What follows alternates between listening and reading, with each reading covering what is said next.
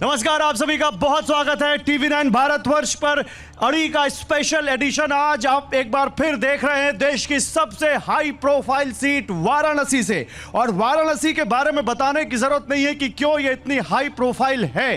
देखिए, वाराणसी के बारे में एक चीज और बहुत खास है।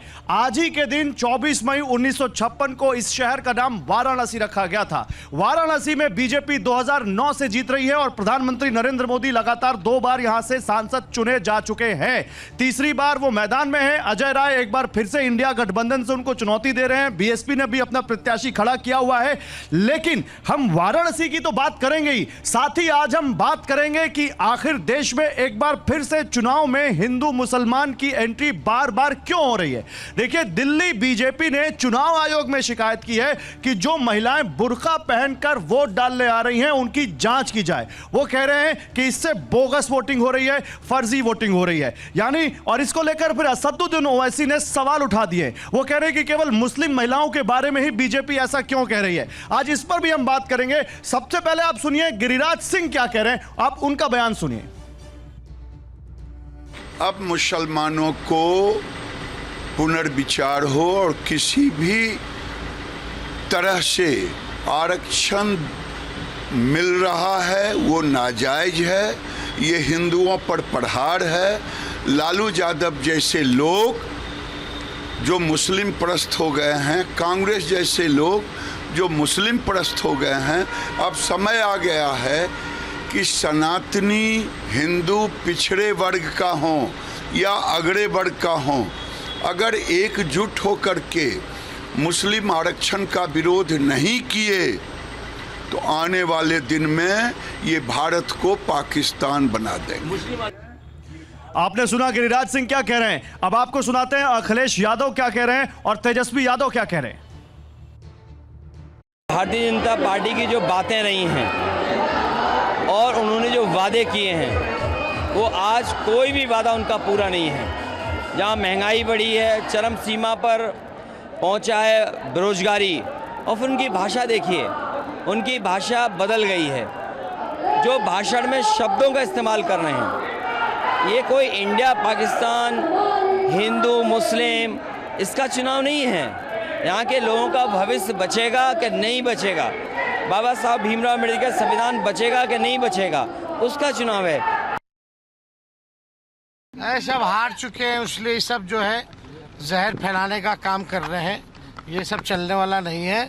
बिहार में जॉब का ट्रेंड चल रहा है और कुछ नहीं चल रहा। नफरत का ट्रेंड चल रहा है बीजेपी का, और हम लोगों का जॉब का ट्रेंड चल रहा है।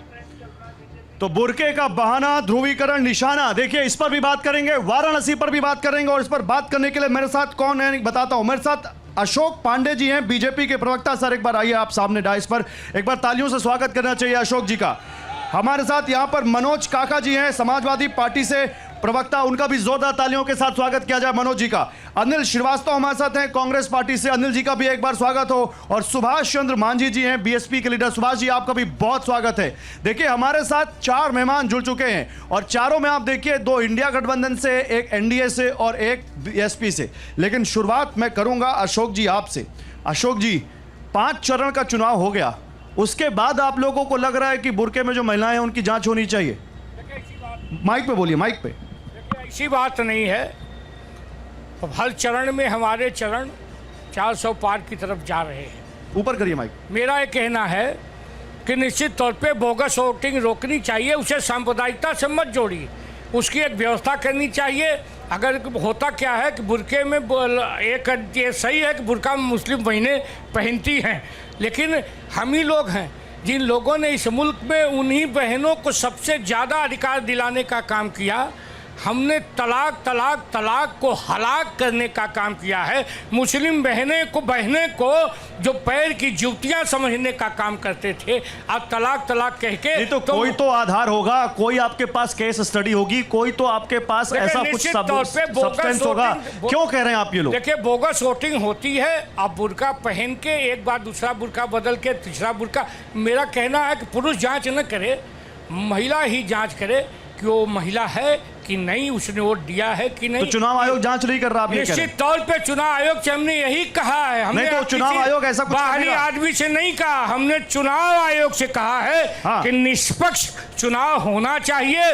इस तरह की आशंकाएं हैं तो उसका भी निदान होना चाहिए। ठीक है मनोज जी, आप जवाब दीजिए, फिर मैं पब्लिक के पास जाऊंगा। आप लोग इसका क्या जवाब देंगे? ये कह रहे हैं कि बोगस वोटिंग हो रही है, इंडिया गठबंधन पर इसका ये जिम्मा डाल रहे हैं।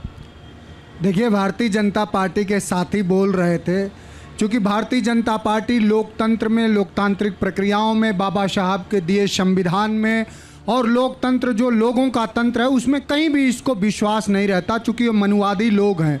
ये वो लोग हैं जब ये मुल्क आज़ादी की लड़ाई लड़ रहा था, जब लोग अपनी गर्दनें कटा रहे थे, तो इनके विचार के सिरोधार्य व्यक्ति अंग्रेज़ों से माफीनामे का चंदा लेके अपना जीवन जी रहे थे।